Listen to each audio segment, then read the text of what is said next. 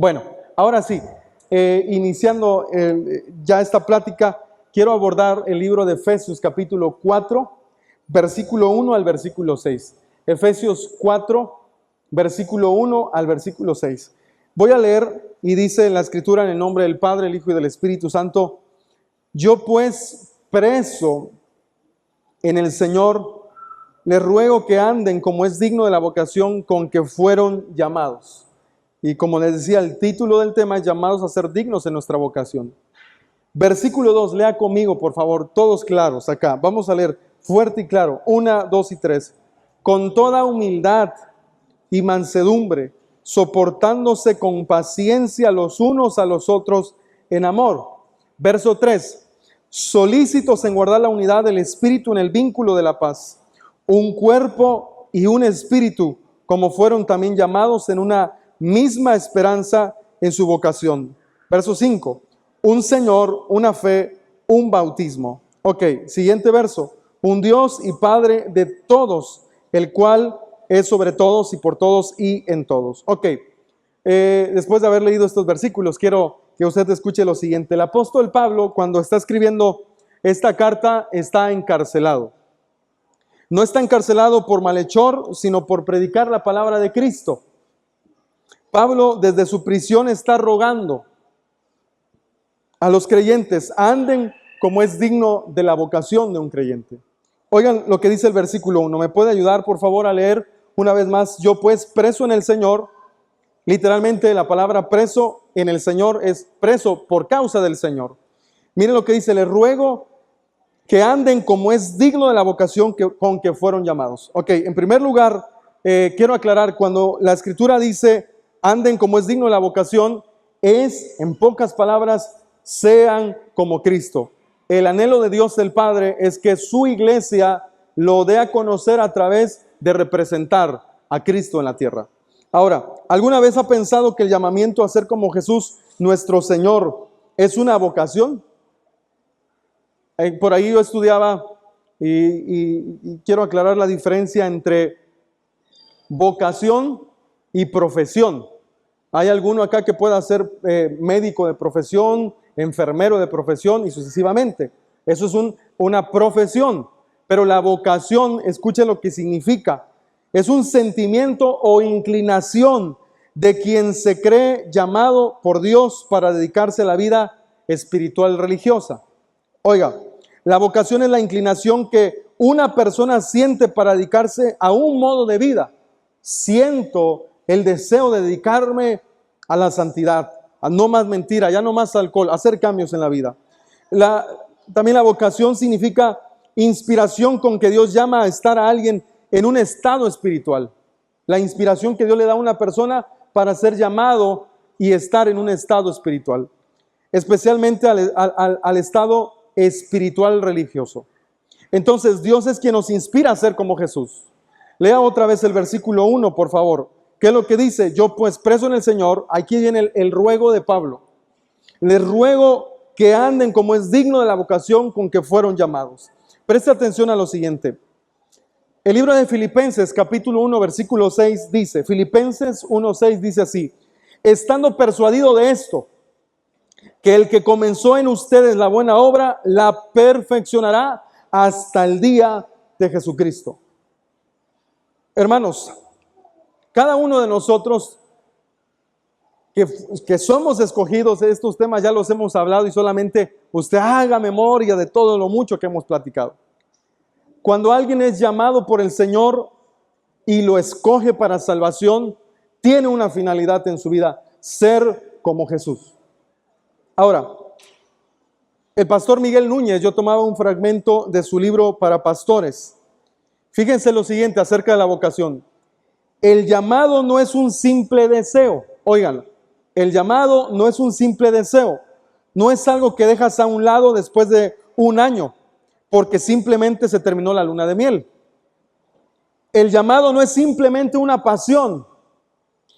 Es una convicción, es una vocación de que Dios te ha separado de tu propio curso para colocarte en una trayectoria donde puedas servir a Dios y a su pueblo para su gloria. santificándote, sacrificando aquello que otros disfrutan, aun si aquello no es pecaminoso en sí mismo.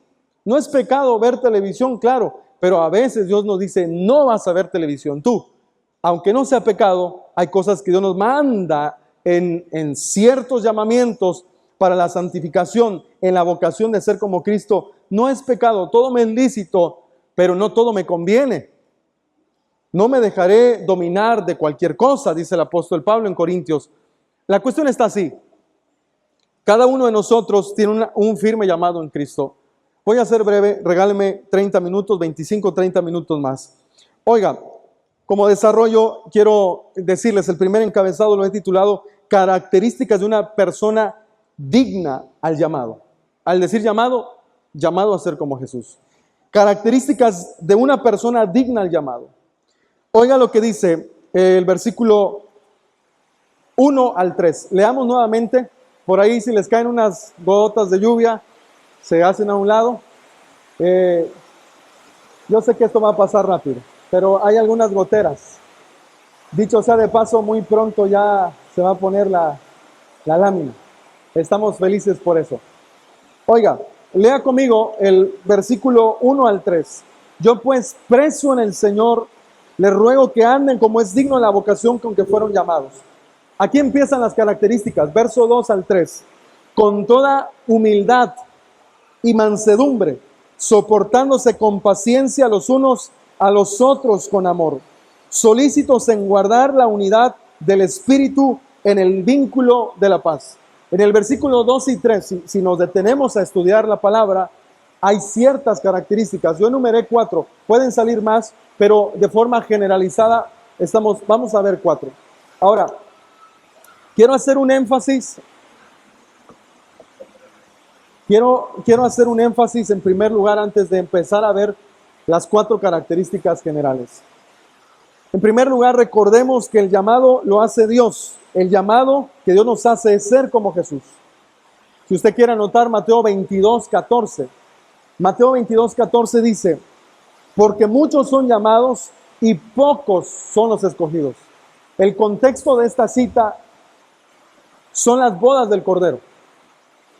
En las bodas del Cordero, particularmente, hay un llamamiento que Dios hace a los siervos. Vayan, siervos, y empiecen a buscar a los invitados, convídenlos, que vengan a las bodas. Resulta que ninguno quiso, y viene lo siguiente. Resulta que, como no quisieron, manda el rey a decir, inviten a los que están en las calles, a los que están en las plazas, y ellos llegan. Dentro de todos los que llegaron, los convidados, había uno que no se vistió con ropas de boda. Resulta que ahí es donde dice el versículo, ¿qué haces acá?, le pregunta el rey. Tú no debes de estar acá porque no estás vestido como para una boda, vestido de gala. Así que échenlo fuera, le dijo a sus criados. Ahí será el lloro y crujir de dientes. Y dice el siguiente versículo, porque muchos son llamados y pocos escogidos. Hermanos, ¿sabe cuándo se entristece la iglesia? Cuando empezamos a abordar temas de, no estás casado, cásate. Estás viviendo una inmoralidad sexual, deja eso. Estás drogándote todavía, estás consumiendo alcohol y todavía sigues jugando con las cosas de Dios, párale. ¿Por qué? Muchos son los llamados, a la congregación llegan muchos congregantes, pero escogidos son pocos. Y los escogidos los elige Dios. Los escogidos, Dios conoce su corazón. Los escogidos son aquellos que se están esforzando en imitar a Cristo. El domingo decíamos algo. El llamado de ser como Jesús es bien difícil. Es difícil porque cuando alguien te ofende, tú tienes que ir a pedir perdón. Es bien difícil porque cuando tú cometes un error, tienes que humillarte y ir y decir, reconozco que yo fallé, que yo te insulté, que yo te agredí o que yo te hice algo que no era correcto. Oiga lo siguiente, el llamado para ser como Jesús no es un llamado nada fácil. Es una vida de muerte, es una vida de sacrificio, donde tus emociones carnales y banales las tienes que hacer a un lado y levantar el carácter de Cristo. No sé si me estoy dando a entender. Ese es el llamamiento a ser como Jesús. La vocación a la cual este versículo nos está hablando es para imitar a Cristo en todas las áreas de su vida. Así vivir nosotros. Ahora, entiéndame lo siguiente. ¿Cómo podemos vivir dignamente nuestro llamado?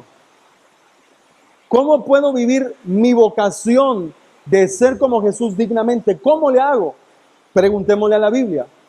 Fíjense. Esta es la demanda del llamado. Antes de empezar con las características.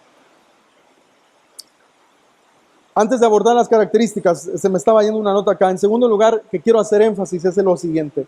Nosotros debemos trabajar para andar dignos del llamado.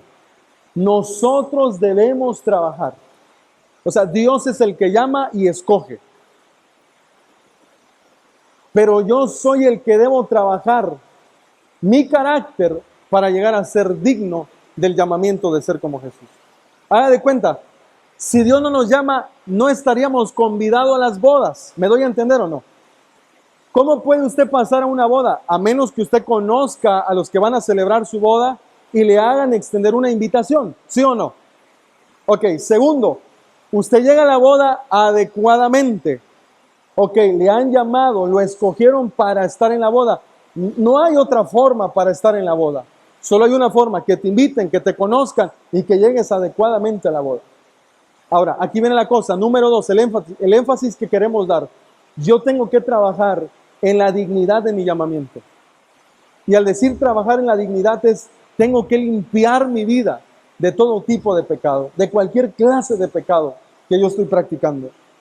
Entonces, miren la demanda del llamado. No podemos vivir este llamado de ser como Jesús, como nosotros queremos, no desde nuestra carne. No podemos vivir este llamamiento desde nuestra carne. Esto es solamente fortalecidos. ¿Lo puede recordar conmigo? Puede leer conmigo Efesios 3, capítulo 15.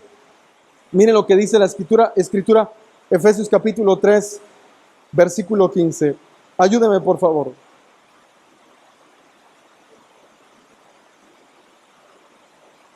Verso 16. Para que les dé conforme a las riquezas de su gloria al ser fortalecidos con poder en el hombre interior por su espíritu.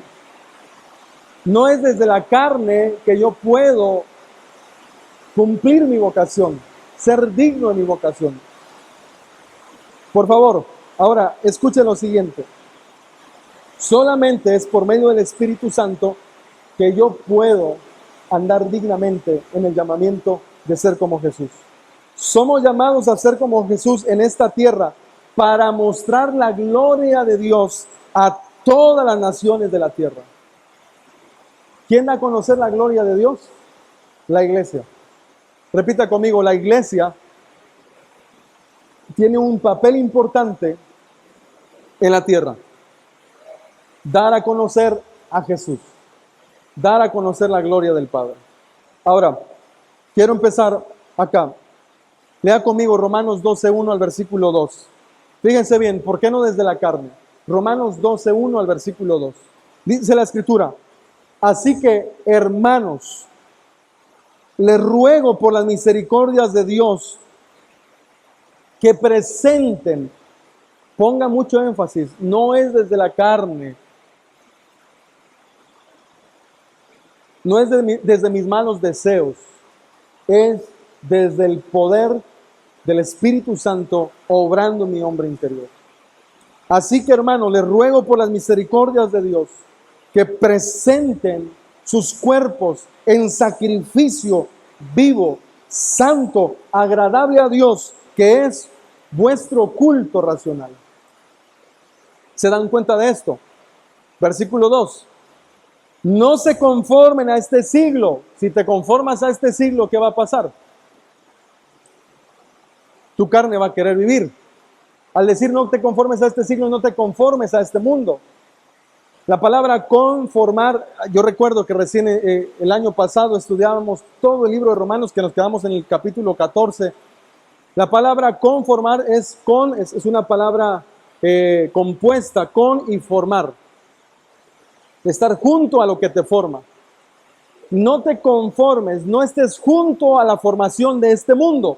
porque este mundo solo busca sus propios deseos y placeres. Pero aquel que anda en el Espíritu puede sacrificar la carne. De hecho, hermanos, me gustaría que leyéramos por un momento lo que dice el libro de Romanos capítulo 8. Deme un momentito, solo vino a mi mente, lo leíamos en el tema pasado, Romanos capítulo 8.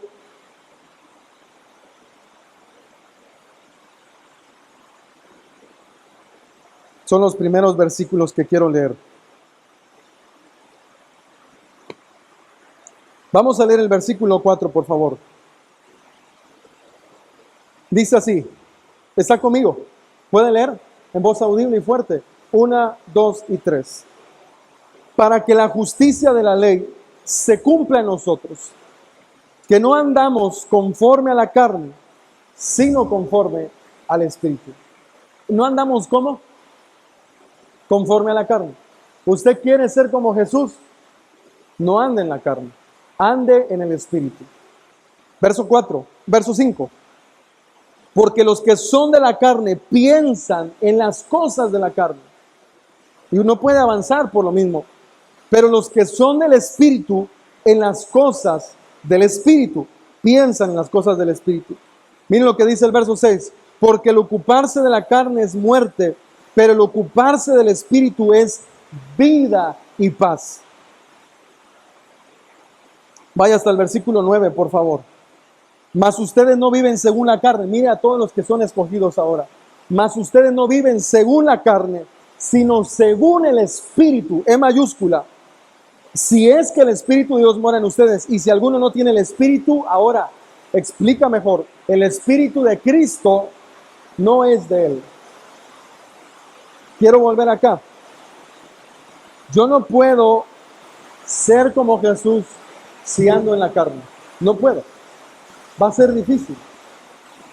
El domingo pasado leíamos el libro de Gálatas cuando dice, ya no vivo yo, mas vive Cristo en mí. Y todo lo que vivo ahora en la carne, lo vivo en la fe del Hijo de Dios que me salvó.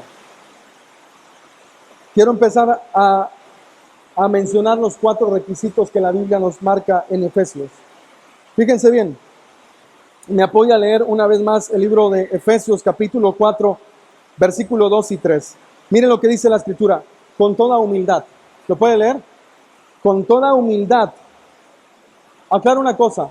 Vamos a ver las características de una persona digna al llamamiento de ser como Jesús. Y vamos a ver 4 características generales. Hay más, hay que aclarar, hay muchas, pero las que le importan a Dios, la base, la raíz que va a dar fruto de más características son estas 4. Miren lo que dice el verso 2.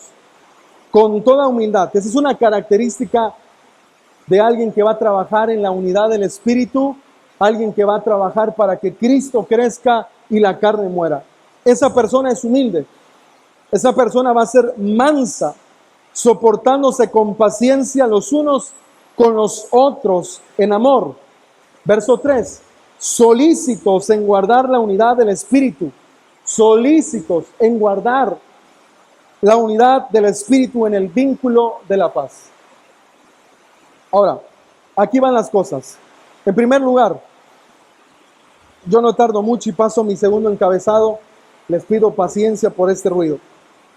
En primer lugar, nos menciona humildad. En segundo lugar, nos menciona mansedumbre. En tercer lugar, nos dice, sopórtense con paciencia. Quiero rescatar la palabra paciencia de ahí.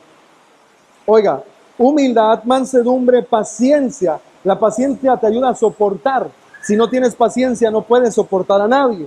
Y número 4, dice ahí, solícitos en guardar la unidad del Espíritu en el vínculo de la paz. Y la palabra solícitos es prestos, serviciales. Fíjense bien. En primer lugar, la palabra humildad. Quiero leer Romanos 12:3. Miren, ¿quién es una persona humilde según la Escritura? Romanos 12:3 dice, digo pues, por la gracia que me es dada. Está conmigo, léalo fuerte. Vamos a ganarle a este ruido de las láminas. 1, 2 y 3. Digo pues, por la gracia que me es dada, a cada cual que está entre ustedes, que no tenga más alto concepto de sí que el que debe tener, sino que piense de sí mismo con cordura, conforme a la medida de la fe que Dios repartió a cada uno. Entonces el primer término es humildad. Yo escribí algo acá: una persona humilde es aquel que tiene un concepto de sí mismo proveniente de su identidad en Cristo Jesús. Una persona humilde, oiga, lo voy a volver a repetir, una persona humilde es aquel que tiene un concepto de sí mismo proveniente de su identidad en Cristo. Porque no he escuchado personas que dicen, no, yo soy muy humilde. La verdad, yo soy humilde. Pero en el hecho de que diga yo soy humilde, ya no está siendo humilde a veces. Ok, ¿quién de verdad es una persona humilde? Según la Escritura, hago un énfasis personal o una crítica muy personal, cita personal. Una persona humilde es aquel que tiene un concepto de sí mismo proveniente de su identidad en Cristo. Alguien que ora no se va a sentir muy orgulloso. Alguien que estudia la palabra no solo para tener conocimiento, sino para aplicarla, es una persona que piensa de sí mismo con cordura, conforme a la identidad que Cristo le da. ¿Me doy a entender o no? Ahora, no tiene que mostrar nada. Una persona humilde no le tiene que mostrar nada a nadie. Yo tengo una casa, un carro, yo tengo un teléfono, yo tengo un coche último modelo y me siento humilde, ¿verdad? No, una persona humilde no tiene que mostrar nada.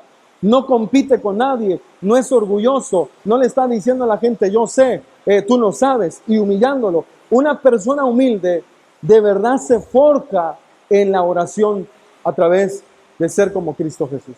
¿Me doy a entender o no? Segundo punto, mansedumbre. Como le digo, voy a pasar estos puntos rápido. Mateo capítulo 11, versículo 29. Dice la Escritura, Mateo 11, 29. Llevad mi yugo sobre ustedes y aprendan de mí, que soy manso y humilde de corazón. ¿Qué tenemos que aprender del maestro? Estas dos cosas: mansedumbre y humildad. En un momento más voy a mencionar qué significa la palabra manso. Y miren lo que dice acá. ¿Cuál es la consecuencia? Cuando tú eres manso y humilde, hermano, vas a tener descanso en tu alma. Pero un orgulloso no le gusta quedar mal, quiere ganar. Contiende para demostrar que sabe y tú no sabes. Si yo gané el argumento. Un orgulloso en el matrimonio dice, no, pero yo tengo la razón, tú estás mal. Pero cuando en el matrimonio está Cristo, los dos somos mansos. Una persona mansa es gentil. Escuche bien esto. Es confiable. Y cuando la persona mansa debe sacar carácter, saca carácter. ¿Recuerdan cuando la Escritura dice mansos como paloma? ¿Sí recuerdan eso? Astutos como serpiente, mansos como paloma. O sea, fíjense bien, astutos como serpiente, mansos como una paloma. Hermanos, Jesús mostró mansedumbre cuando fue a volcar las mesas de los cambistas en la iglesia. ¿Cómo? Sí. Un manso siempre va a defender la verdad. Un manso siempre va a ser gentil. Un manso, como siempre está del lado de la verdad, va a ser confiable. ¿Cuántos quisieran tener personas mansas en sus casas? En sus trabajos. Yo sí. En la congregación, servidores mansos y humildes, gentiles, confiables, del lado de la verdad, que se están guardando, que se están purificando. Este es el punto. Una persona mansa no quiere ganar siempre. Una persona mansa deja todo en manos del Señor. Si se da cuenta, la humildad y la mansedumbre van de la mano. ¿Me doy a entender otra vez en este punto? Ok, tercer punto, paciencia. Santiago 1:4. Miren lo que dice. Mas tenga la paciencia su obra completa. Mas tenga la paciencia su obra completa. Coma. ¿Para qué? ¿Para qué la paciencia, hermanos? ¿Para qué? ¿Lo puede leer? Santiago 1:4, por favor. Mire, léalo conmigo. 1, 2 y 3. Mas tenga la paciencia su obra completa. para que sean perfectos y cabales. Fíjese qué hace la paciencia en una persona. Perfecto y cabal. ¿Qué más? Sin que les falte cosa alguna. Eso produce la paciencia. Y dicho sea de paso, dice el libro de Romanos, capítulo 5, puedes ponerlo luz por ahí, en el versículo 3, si no mal recuerdo, el versículo 2, está viniendo a mi mente ese verso ahora. Romanos capítulo 3, Romanos capítulo 5, versículo 3, por favor, luz. Miren lo que dice. Y no solo esto, sino que también nos gloriamos en las tribulaciones. Oiga, tribulación. Si alguien no comprende la palabra tribulación, es problema. Cuando usted se enferma, pasa tribulación. Cuando usted tiene una deuda, pasa tribulación. Cuando usted tiene un problema en la familia, en el matrimonio, pasa tribulación. Oiga lo siguiente, miren lo que dice acá. Sabiendo que la tribulación produce ¿qué? ¿Qué produce la tribulación? Yo quiero que cambie mi hijo, pero no cambia. Ya quiero que deje de salir a la disco y que llegue borracho, pero no es posible. Y usted está llorando y orando y nada más su hijo pasan 3 años y sigue en el alcohol. Pero hermano, esa prueba, esa tribulación va a generar en usted ¿qué? Paciencia. Escuche, ahorita quiero leer el verso 4 para terminar de leer el contexto. La palabra paciencia en el diccionario significa, la paciencia es la actitud del que sabe aguantar las adversidades sin protestar. Como se dice, sin hacer retobo, sin hacer berrinche, sin hacer protesta, sin hacer bullicio, sin dar queja. Ay, ay, ay, ay, y puro ay. Una persona paciente, escuche bien, tiene la actitud de aguantar las adversidades sin protestar. Una persona paciente o la paciencia nos da la disposición para esperar con calma las cosas que tardan en llegar. La paciencia nos ayuda a esperar por las cosas que tardan en llegar. O sea que en la vida hay cosas que no llegan rápido, sino que tardan. Son un proceso, no de un mes, hermano, no de un año. A veces son procesos de 10 años. ¿Ustedes saben cuántos años llevó a construir el arca de Noé? 100 años. 100 años, hermanos. ¿Cuántos años esperó Abraham para ver a su hijo Isaac? 20 años. Si no mal recuerdo, si no lo corroboran en Génesis 15. ¿Cuántos años tardó Jesús para entrar en su ministerio? ¿Cuántos? 30 años. Hay cosas donde vamos a necesitar la paciencia, porque la paciencia nos da la disposición para esperar con calma las cosas que tardan en llegar. Ahora, miren lo que dice el versículo 4, por favor, ahí, rápidamente. No es un versículo que está en el bosquejo, pero si usted lo quiere agregar. Y la paciencia produce ¿qué? Ay, la salida. Produce prueba, hermano. Si queremos ser como Jesús, hermano, en las últimas 3 semanas, cuando yo estaba elaborando estos bosquejos, creo que ya el mes,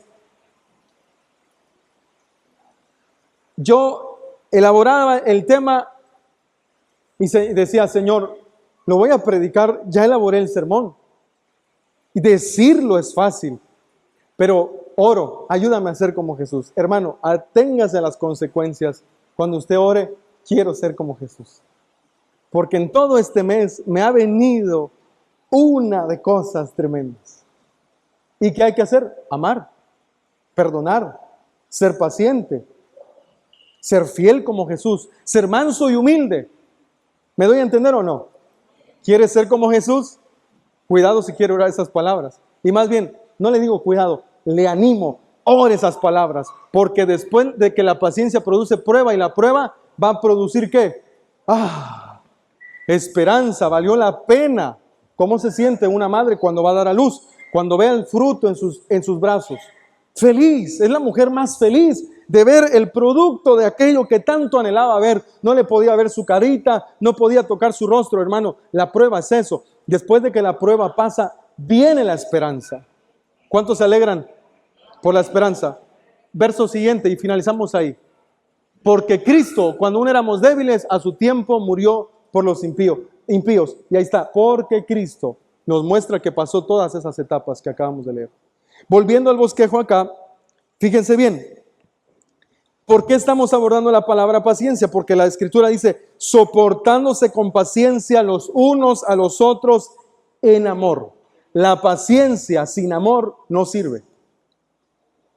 Usted ha visto gente pasiva, pero que no tiene amor. Gente que puede aguantar que le estén haciendo y no dice nada. Y usted dice, ¿por qué no hablas? Que te están golpeando, que te están tirando, te están quitando tu casa, que te están... ¿Y por qué no hablas? Oiga, cuando no hay amor, cuando simplemente es una simpleza, esa paciencia sin amor no es correcta, no es benigna. A esa paciencia, si usted es una persona de mucha paciencia, que logra escuchar problemas, es paciente, agréguele amor. ¿Me doy a entender o no? A tu paciencia agrégale amor. Y eso lo dice la Escritura. Puede leer por favor conmigo Efesios capítulo 4, verso 3. Mire lo que dice la Escritura. Leámoslo juntos, por favor. Efesios 4, versículo 3. Versículo 2, por favor, Luz, un verso atrás. Miren lo que dice. Soportándose con paciencia los unos a los otros en amor. En amor. Ok, punto 4. Miren lo que dice el versículo 3, por favor leamos juntos. 1, 2 y 3. Solícitos en guardar la unidad del Espíritu en el vínculo de la paz. Solícitos. Efesios 4:13, miren lo que dice Efesios 4:13. La palabra, en lo que usted busca la cita, la palabra solícito, en pocas palabras, es una persona diligente, una persona cuidadosa, una persona servicial. Solícitos en guardar la unidad del Espíritu en el vínculo de la paz.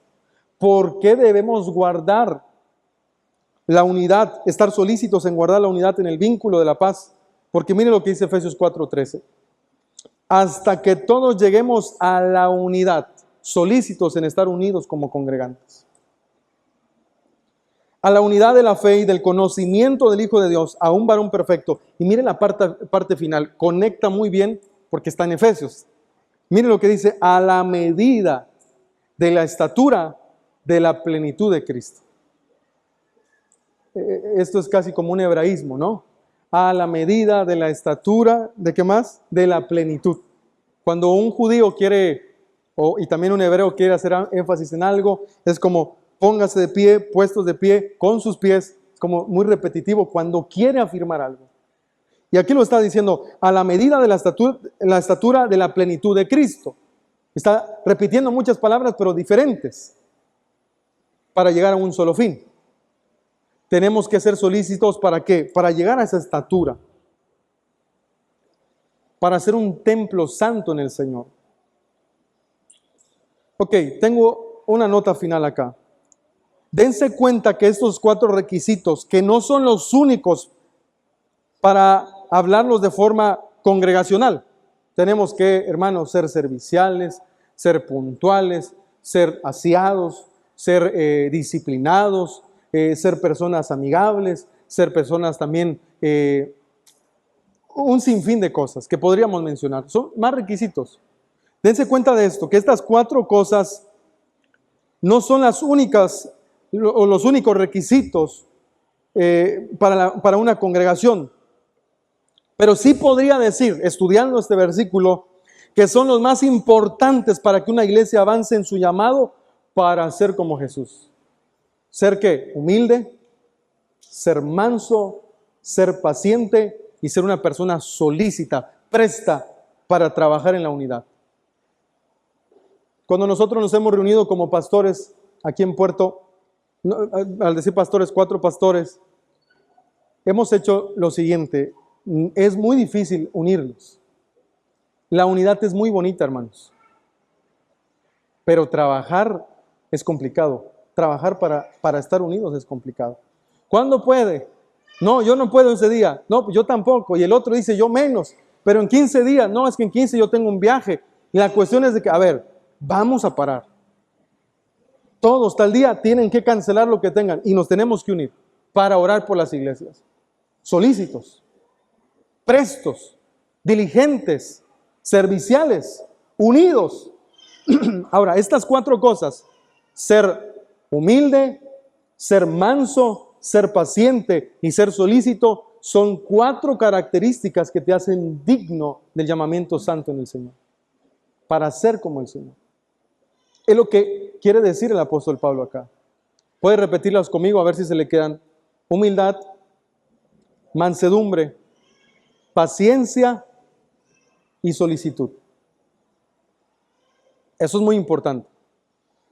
Ahora, mi segundo encabezado, que es muy breve, está titulado Dios es uno, su pueblo debe ser uno. Y vamos a leer del versículo 4 hasta el verso 6. Son muy breves los versículos. Este encabezado lo titulé así: Dios es uno, su pueblo debe ser uno. Y vemos lo contrario hoy en día. Miren cómo va a hacer énfasis en esto. En todo lo espiritual, dense cuenta que siempre va a ser uno, uno, uno. Y también el deseo de Dios es que su cuerpo sea uno, pero parece que hoy en día está más dividido que cualquier cosa, que cualquier otra cosa. Vamos a leer juntos, a la cuenta de 3, 1, 2 y 3. Un cuerpo, un espíritu, como fueron también llamados en una misma esperanza, y otra vez repite la palabra, de vuestra, de su vocación. Eso significa vuestra, es de su vocación. Verso 5. Un Señor, otra vez, una fe, un bautismo. Verso 6. Un Dios y Padre de todos, el cual es sobre todos, otra vez, esto es un hebraísmo o una fuerza de expresión, el cual es sobre todos y por todos y en todos. En pocas palabras, Él está en todo. Ahora, si Dios es un espíritu, si Dios es uno, el espíritu es uno, el espíritu que se nos dio es uno, podemos haber muchas congregaciones, pero es el mismo espíritu para las mismas congregaciones, para las muchas congregaciones. Si la esperanza es la misma para todos, si tenemos un solo Señor, tenemos solo un Padre, tenemos solo un bautismo, ¿por qué parece que somos más de un cuerpo? Ahí es el punto. Sea humilde para ser un solo cuerpo. Sea manso para unirse al cuerpo. Sea paciente cuando ya está unido en el cuerpo. Porque hay gente que aquí en la congregación le va a dar dolor de cabeza, hermano.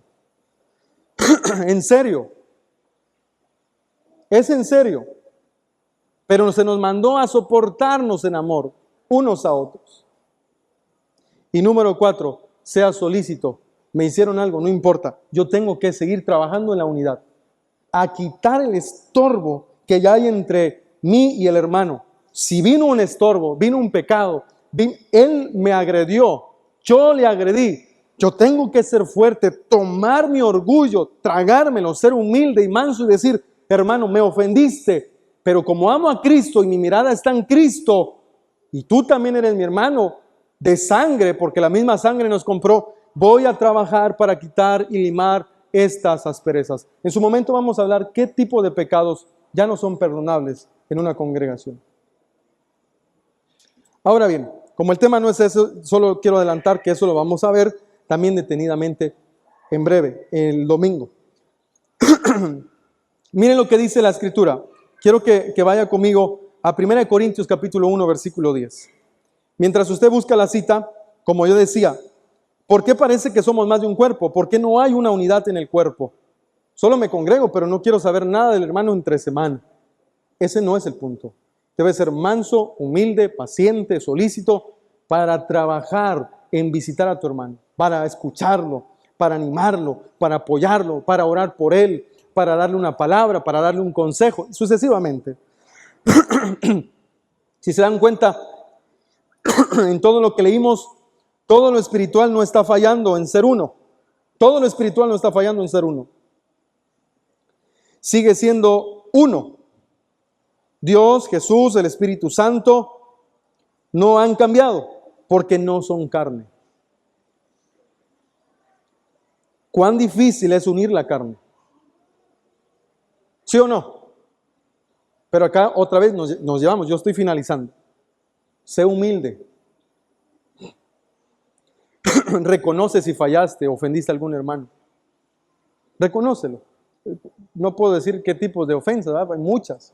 Puede ser una calumnia, una mentira, puede ser un mal gesto, puede ser una deuda económica, lo que sea.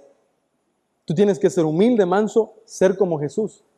Hermanos, no está en el tema, pero ayer en la noche yo estaba estudiando las cartas de Pedro. Me tolera un minuto para encontrar la cita. Algunos tienen sueño y hambre, ¿verdad? Miren lo que dice, es primera de Pedro, por favor, si usted me acompaña.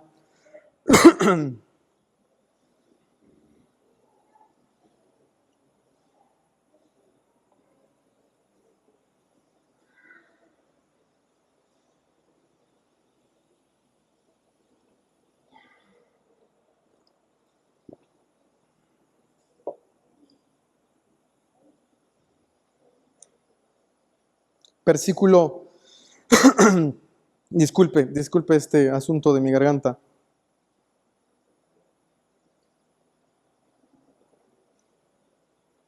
Versículo 14.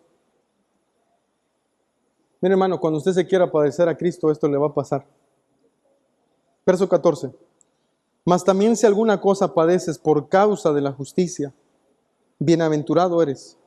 Por tanto, no se amedrenten por temor de los que te están amedrentando, ni te conturbes, sino santifica a Dios el Señor en tu corazón y está siempre preparado para presentar defensa con mansedumbre y reverencia ante todo el que demande razón de la esperanza que hay en ustedes. Miren lo que dice el verso 16. Teniendo buena conciencia para que en lo que murmuran de ustedes como de malhechores sean avergonzados los que calumnian su buena conducta en Cristo. Porque mejor es que padezcan haciendo el bien, si la voluntad de Dios así lo quiere, que haciendo mal. Porque también Cristo, ahí está la palabra, porque también Cristo padeció, estoy en primera de Pedro capítulo 3 versículo 18. Oigan, verso 18, porque también Cristo padeció una sola vez. ¿Qué más? Por los pecados, el justo por los injustos, para llevarnos a Dios, siendo la verdad muerto a la carne, pero vivificado en espíritu, el cual también fue y predicó a los espíritus encarcelados. Oiga, esto a mí me ha gustado porque no todos nosotros tenemos la conciencia de ser como Jesús. Así que si quiere ser como Jesús, tiene que perdonar, tiene que ayudar, tiene que unirse, tiene que ser manso, tiene que ser una persona que en realidad está obedeciendo la palabra del Señor. Ok, 1 Corintios 1:10. ¿Qué dice la Escritura? Les ruego, pues, hermanos, por el nombre de nuestro Señor Jesucristo. Miren lo que nos dicen a la carne, sale porque somos carne. Todo lo espiritual no se ha desunido, no sigue siendo uno. Pero a nosotros que somos carne nos dice, por el nombre de nuestro Señor les ruego que hablen todos una misma cosa. Porque hay tantas doctrinas hoy en día porque no llegan a un acuerdo. Siguiente, que no haya entre ustedes ¿qué? Divisiones. ¿Qué más? Siguiente punto, sino que estén perfectamente unidos en una misma mente y en un mismo parecer. Si tan solo todos tuviéramos la misma mente de decir, quiero ser como Jesús, me ofendiste, pero como quiero ser a Jesús, como quiero ser como Jesús, voy a perdonarte, hermano, por más grande que sea la ofensa. Y eso está duro, ¿no? Si Cristo nos perdonó, ¿cómo no hemos de perdonar a los que nos ofenden? Ahora, conclusión. Segunda de Pedro 1:5 al 8. Segunda de Pedro 1:5 al versículo 8. Voy a leer. Ustedes también poniendo toda diligencia por esto mismo, añadan a su fe virtud. A la virtud añádanle conocimiento. Al conocimiento dominio propio. paciencia. Al dominio propio, paciencia. Verso 7, léalo por favor. ¿A la paciencia qué? A la paciencia piedad. ¿Qué más? A la piedad, afecto fraternal, y al afecto fraternal, amor. ¿Podemos leer una vez más? Vamos a leer desde el verso 5 hasta el versículo 8 y finalizamos ya. Ustedes también poniendo toda diligencia, solícitos, por esto mismo, añadan a su fe virtud, a la virtud conocimiento, al conocimiento dominio propio, al dominio propio paciencia, a la paciencia piedad, piedad significa buenas obras, a la piedad afecto fraternal, y al afecto fraternal, ¿qué? Afecto fraternal, ¿qué? Amor. Tenemos que amarnos. Miren lo que dice el verso 8 y finalizamos ahí. Porque si estas cosas están en ustedes y abundan, no les dejarán estar de flojos, de perezosos, ni sin fruto en cuanto al conocimiento de nuestro Señor Jesucristo. Está interesante el tema, ¿no? No lo estamos exponiendo, solamente estamos citándonos. Los consejos finales, que es la conclusión de todo el tema. Ser cristiano nos pide vivir de forma digna de nuestra vocación de ser como Jesús. Eso es ser un cristiano, ser como Jesús. Dignamente representar a Jesús. Estos son los consejos finales. No vivas tu vida como tú crees que es. No idealices a Dios saltándote la Biblia. ¿Sabían que hay muchos cristianos que tienen un Dios hecho a su imagen y semejanza? Aprendas esa frase. La humanidad ha creado un Dios a su imagen y semejanza, a este cerebro que ellos tienen. Pero si queremos ser un solo cuerpo, tenemos que ser bíblicos. No viva su vida como usted cree que es, más bien sea bíblico. Trabaje en la unidad, trabaje en la humildad, trabaje en la mansedumbre, trabaje en la solicitud de servicio a otros. Eso nos facilita estar dignos en el llamado de ser como Jesús. Eso nos facilita ser como Jesús. Y hermanos, es una transformación esta vida. Y como leíamos, la esperanza no avergüenza. Si usted quiere ser como Jesús, después de la prueba viene la esperanza. Y usted dice, valió la pena perdonar, valió la pena servir, valió la pena dar un consejo, valió la pena orar, valió la pena ser manso, valió la pena ser humilde y reconocer mi error, o ser humilde y ir a pedir disculpas aunque yo no la regué, sucesivamente. Vamos a orar en esta noche. Espero que la palabra haya sido clara.